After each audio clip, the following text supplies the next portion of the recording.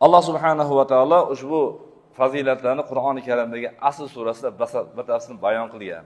Bu surada eng asosiy e'tiborli jihatlari nima desa, eng muhim asosi va insoniy hayot dasturi bayon etilgan. Unda Alloh taolo asr namozini vaqtiga qasam bilan insoniyat haqiqiy maqsadiga erishish uchun 4 narsaga e'tibor berishi: iymon, ezgu amal, to'g'ri yo'lda yurish va shu yo'lda chekiladigan mashaqqatlarga sabr qilishga muhtoj ekanini ta'kidlaydi.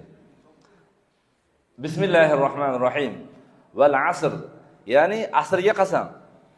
Asr so'zi arab tilida bir necha mazmunga dalolat qiladi. Ya'ni hozir aytib o'tganimizdek, asr namozi bir asr 100 yillik muddat va payg'ambarimiz sollallohu alayhi vasallamning yashagan zamonlari.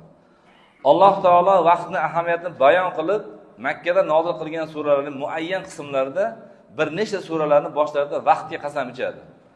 Val layl, val fajr, val duha, val asr degan so'zlarga misol.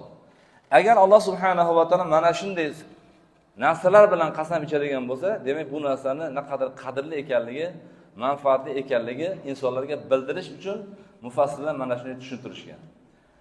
Payg'ambar alayhisolatu vassalom sunnatlarida ham vaqt qiymati alohida ta'kidlanadi. Unga ko'ra vaqt qiyomat kuni Alloh taolo oldida inson bo'ynidagi bir mas'uliyatdir.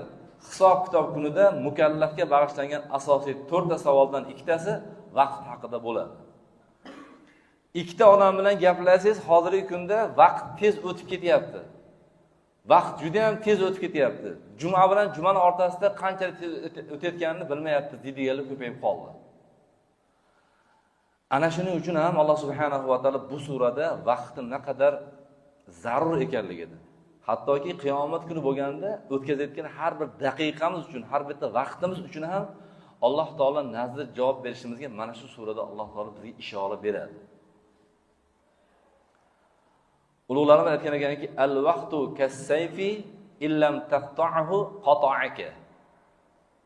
Vaqt bamisoli juda ham o'tkir tig'li qilichga o'xshaydi.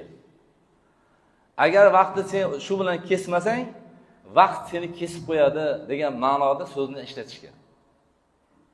Ya'ni o'tayotgan har bitta vaqt insonning hayoti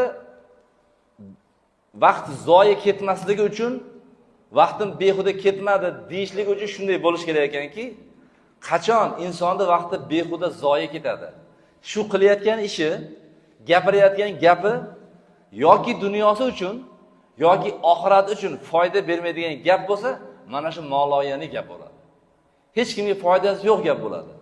Inson gaplashib o'tirganda nimadan gaplashsangiz ham, dehqonchilikdan gapirasizmi, tijoratdan gapirasizmi, sizni og'zingizdan chiqayotgan gapga shu kimdir foydalansin yoki dunyosiga foyda bersin, yoki oxiratga foyda bersin. Yoki dunyo oxiratga foyda bersagina insonning vaqti zoya ketmagan hisoblanadi. Maloyani gap deb gaplashib o'tirilaveradi. Na dunyoga foydasi bor uni, na oxiratga foydasi bor. Alloh taolo qiyomat kuni aynan mana shu vaqt haqida bizdan so'raydi.